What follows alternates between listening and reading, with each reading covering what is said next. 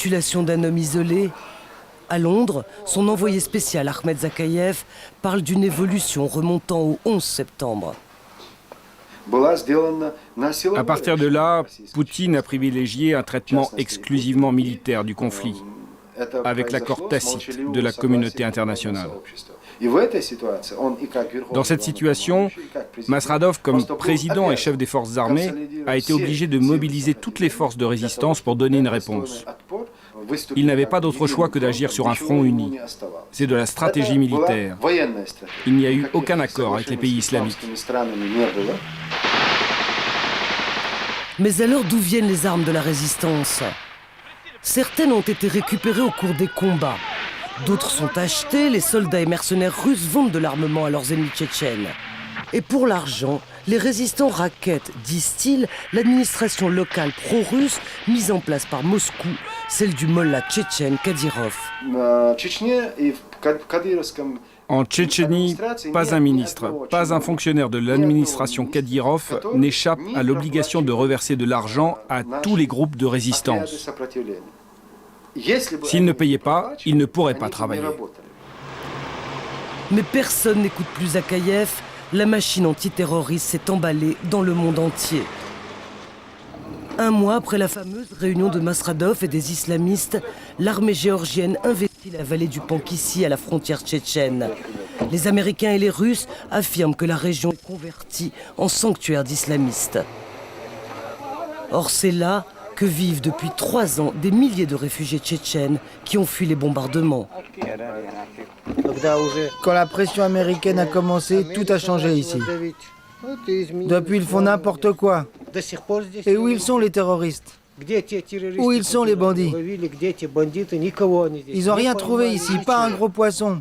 Et maintenant, ils ont inventé qu'il y avait des armes chimiques ici. Les réfugiés reconnaissent tout de même que des résistants et des barbus islamistes avaient établi des bases arrières dans la région du Pankissi pour y soigner leurs blessés et se reposer l'hiver. Ils sont repartis en septembre-octobre à travers les montagnes.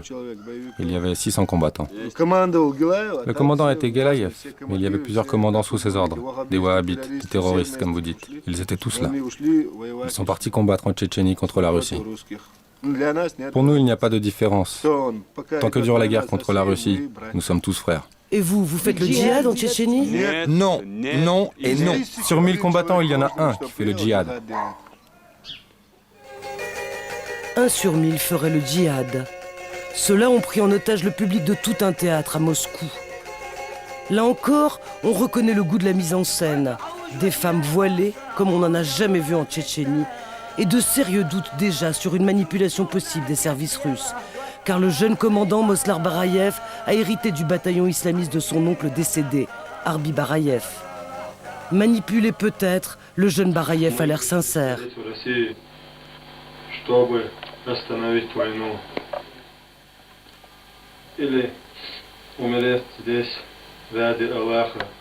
Dans l'assaut donné par les forces russes, 129 otages vont mourir gazés et tous les membres du commando exécutés. Le radical Bassayev a revendiqué l'action, mais le président Masradov condamne sans appel. Les islamistes radicaux comme Zelim Khan et ceux nommés à la réunion de juillet 3 mois plus tôt sont obligés de démissionner trop tard. Les craintes soulevées par la prise d'otage de la Dubrovka persistent. Plus la guerre dure, plus les risques d'actes terroristes incontrôlables se multiplient.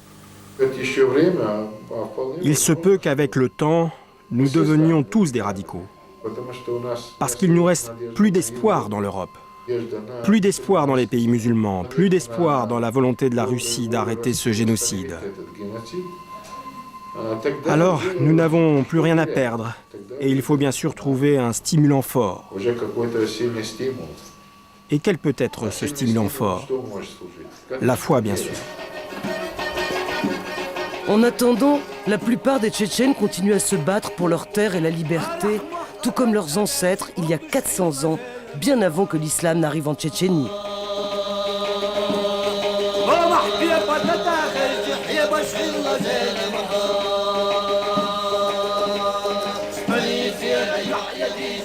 Ce que vous allez voir maintenant est exceptionnel. En exclusivité pour Un œil sur la planète, nous avons pu passer, grâce à notre correspondant à Moscou, Dominique Derda, des questions au président tchétchène Aslan Maskhadov, qui depuis 3 ans vit dans le maquis.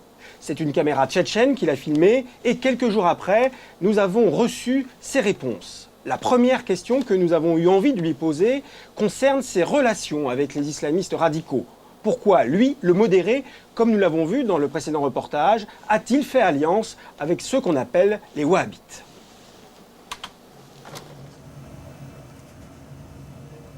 Wahhabisme, terrorisme, Le wahhabisme, le terrorisme, ce sont des termes qu'on utilise habituellement en Russie pour essayer de justifier la guerre civile, l'agression contre le peuple tchétchène.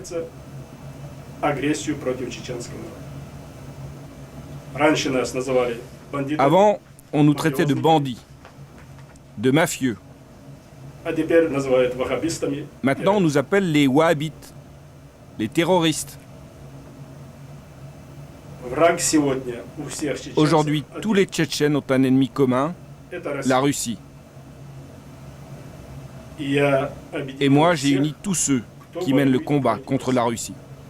Pour les Russes, les rebelles tchétchènes sont tous des terroristes internationaux. Nous avons demandé à Aslan Maskhadov s'il connaissait Ben Laden, s'il avait des liens avec Al-Qaïda. Je ne connais pas cette personne.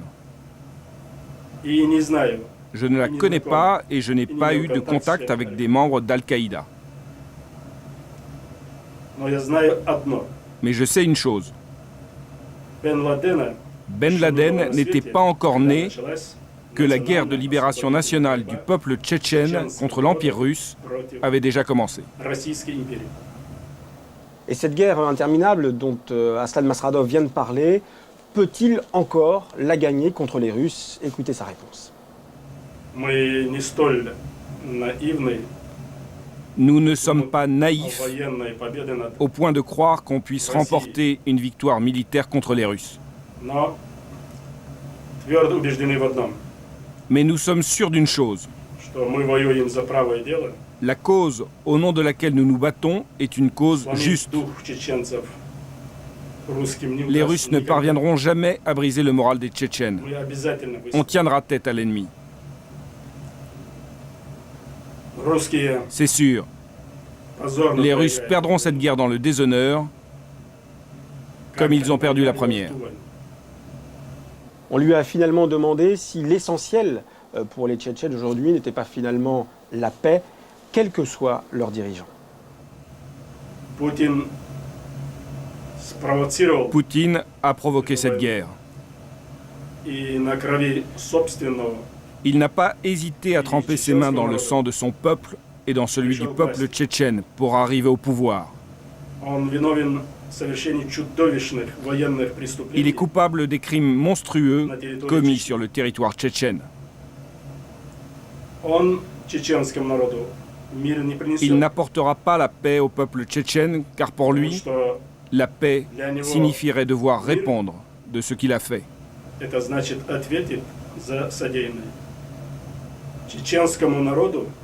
Le peuple tchétchène a sans doute besoin que quelqu'un arrête cette guerre.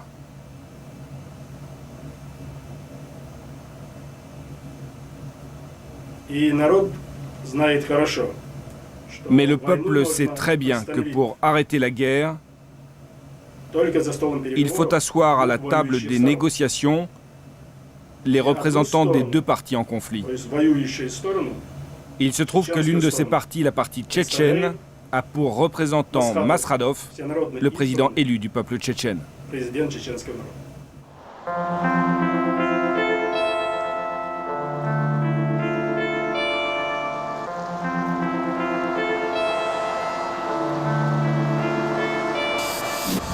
Et l'Europe dans tout ça, elle reste à quelques exceptions près incroyablement silencieuse. Sa seule intervention se limite aujourd'hui à l'aide humanitaire et à l'envoi de missions qui tentent en vain de faire respecter les droits de l'homme en Tchétchénie. Dominique Derda et Franck Brisset ont suivi en février une de ces missions. Depuis le début de la Seconde Guerre de Tchétchénie, c'est la 4e fois qu'il se rend à Grozny. La visite du commissaire européen aux droits de l'homme va durer 24 heures. Je dis toujours, vous savez, que la guerre en soi-même, c'est la violation la plus grave des droits de l'homme. Parce que c'est l'attaque directe à la vie, que c'est le bien le plus précieux de l'homme. Alors, moi, je trouve que la guerre, c'est aucune solution à aucun problème. Espagnol, né en exil au Portugal pendant le règne de Franco, Álvaro Gil Robles est un homme de conviction. C'est aussi un homme de dialogue. Première étape, une rencontre avec Ahmad Kadyrov, le chef de l'administration tchétchène pro-russe.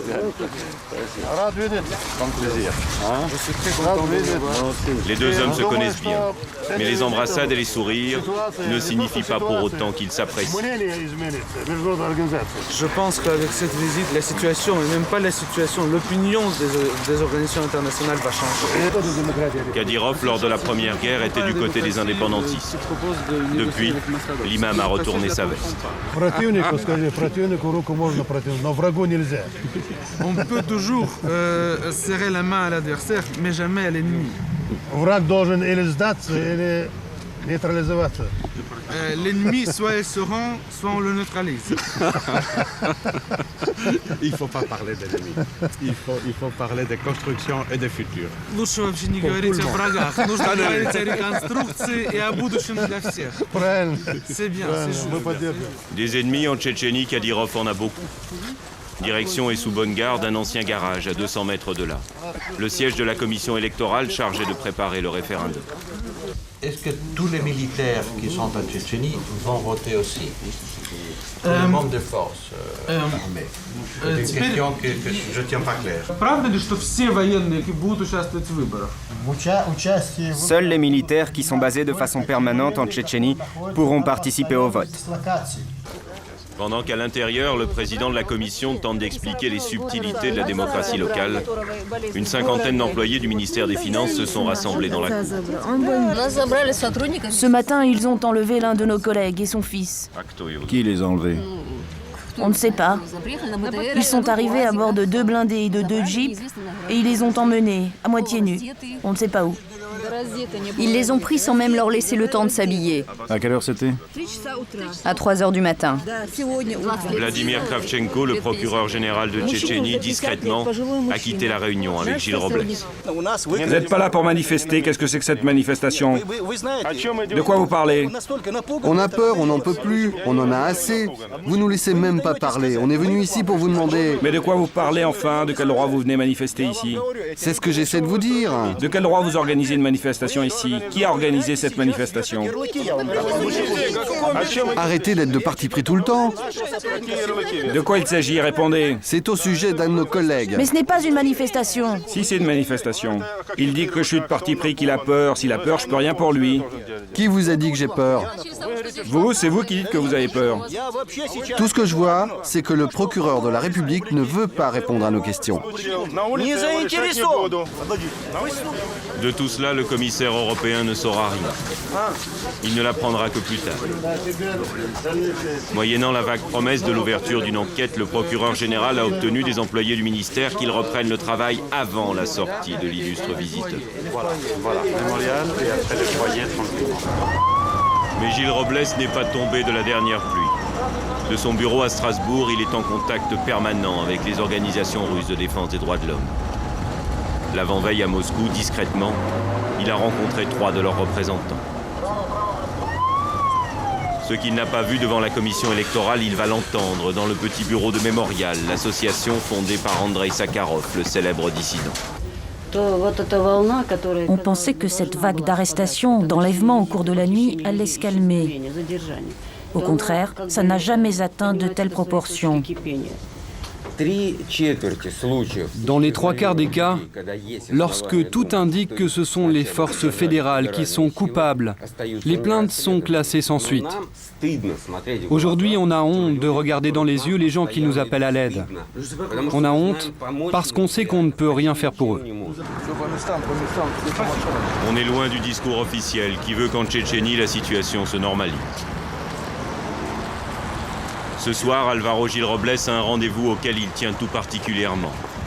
dans la caserne de la 46e division motorisée des forces du ministère russe de l'Intérieur. Lors des négociations préparatoires avec le Kremlin, ce fut le plus difficile à obtenir. La loi, c'est une convention internationale. Et tous les pays réellement démocratiques ont signé ce traité. Ils sont 200 ou 300, soldats et officiers, ceux-là même qu'on soupçonne, souvent, des pires exactions. Et il faut l'appliquer la loi. И к нему нужно применить закон, по всей строгости закона. C'est tout. И все. Et la loi dira. А закон скажет, что нужно делать. La leçon portait sur la Convention européenne des droits de l'homme, ratifiée par la Russie le 5 mai 1998, un an et demi avant que l'armée russe envahisse à nouveau la Tchétchénie. On ne peut pas admettre que les gens sont arrêtés, soi-disant, si c'est vrai ça, et disparaissent. Ça, c'est inacceptable. C'est inacceptable pour les droits russes. Il ne faut pas invoquer les droits internationaux. Tout simplement la constitution russe, les droits russes. Et c'est ça que j'invoque devant les autorités. Retour à Moscou. Le commissaire européen est reçu par Sergueï Yastrzemski, le très influent conseiller spécial de Vladimir Poutine pour la Tchétchénie. L'entretien, comme disent les diplomates, fut franc et cordial. La Tchétchénie, comprenez-le bien, c'est un cas à part. Et le référendum ne se déroulera pas dans des conditions, disons, habituelles. Des conditions tellement peu habituelles que l'Assemblée parlementaire du Conseil de l'Europe renoncera finalement à envoyer des observateurs lors du référendum, officiellement pour des raisons de sécurité. Álvaro Gil Robles voyait dans ce scrutin l'ébauche même imparfaite d'un règlement politique. Après sa visite, le Kremlin espérait la caution de l'Occident. C'est raté.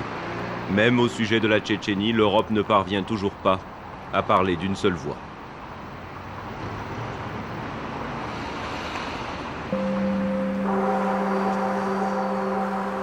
L'Europe s'implique peu ou pas du tout en Tchétchénie. Ce silence pesant, un homme ne le supporte plus, c'est Lord Judd, le monsieur Tchétchénie de l'Europe. Il a à ce titre mené de nombreuses missions là-bas. Et vous allez le voir, c'est un homme en colère. Nous avons rencontré Lord Judd de passage à Paris. Lord Judd a menacé de démissionner si l'Europe cautionnait le référendum en Tchétchénie. Et c'est à lui que nous avons voulu donner le mot de la fin.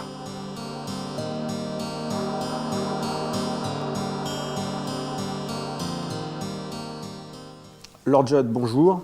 Vous êtes le monsieur Tchétchénie de l'Europe. Vous avez conduit à maintes reprises des missions en Tchétchénie. Alors, la première question que j'ai envie de vous poser, c'est quand vous connaissez la situation en Tchétchénie, quel est votre sentiment? Comment vous réagissez?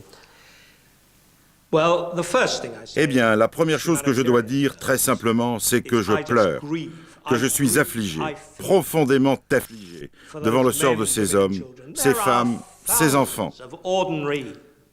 devant ces milliers de Tchétchènes qui ne demandent rien d'autre qu'une vie décente et un peu de sécurité.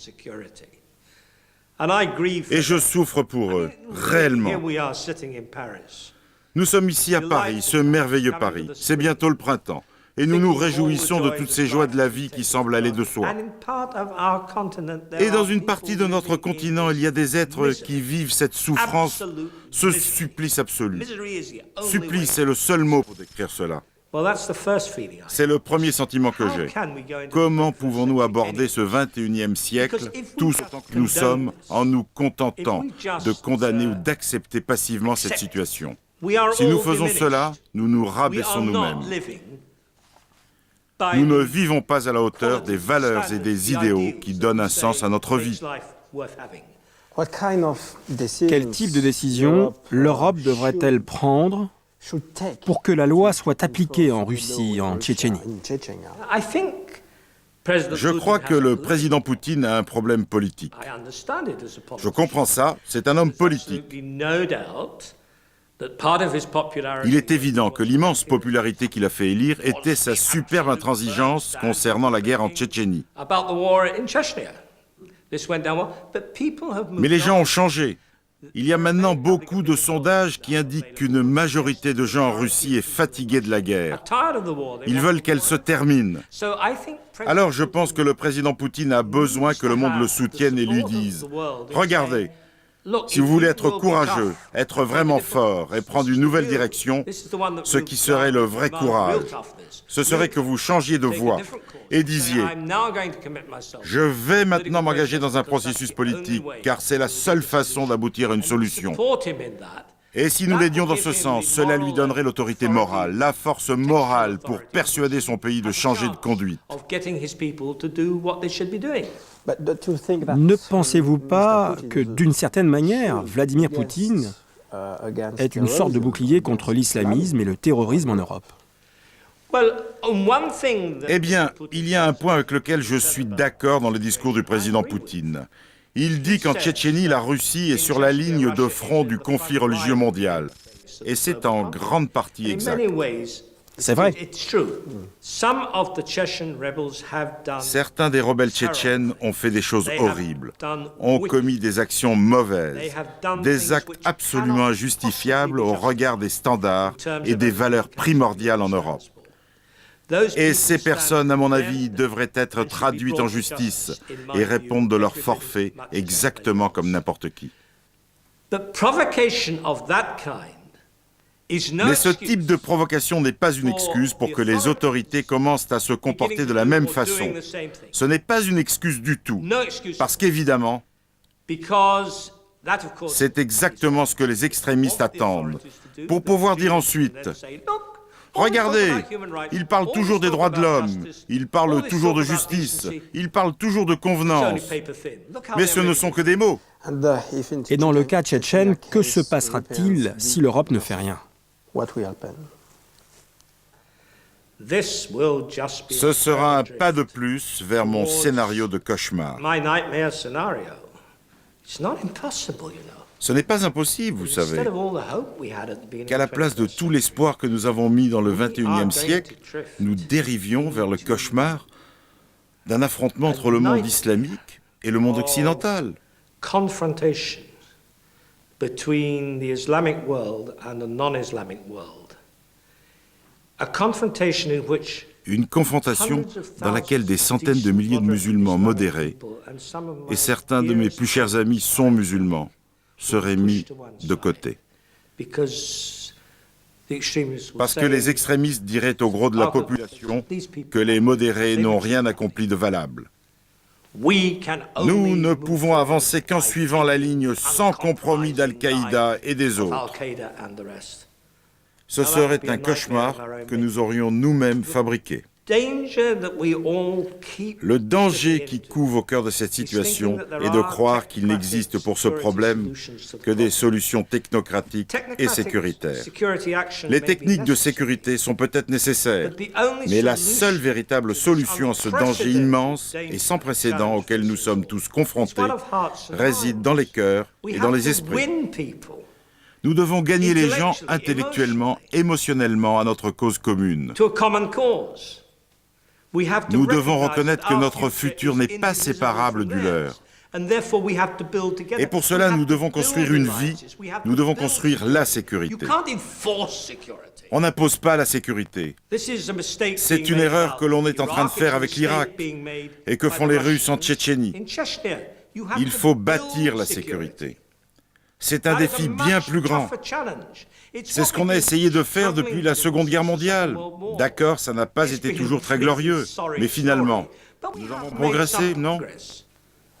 Lord Judd, merci. Après ces mots terribles, cet avertissement lancé aux générations futures, c'est la fin de ce deuxième numéro d'Un œil sur la planète, Un œil sur la planète qui sera rediffusé ce jeudi dans la nuit.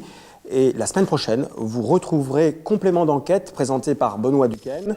Pour ceux qui veulent approfondir le dossier tchétchène, je vous renvoie au site france2.fr. Excellente fin de soirée, à très bientôt. C'est un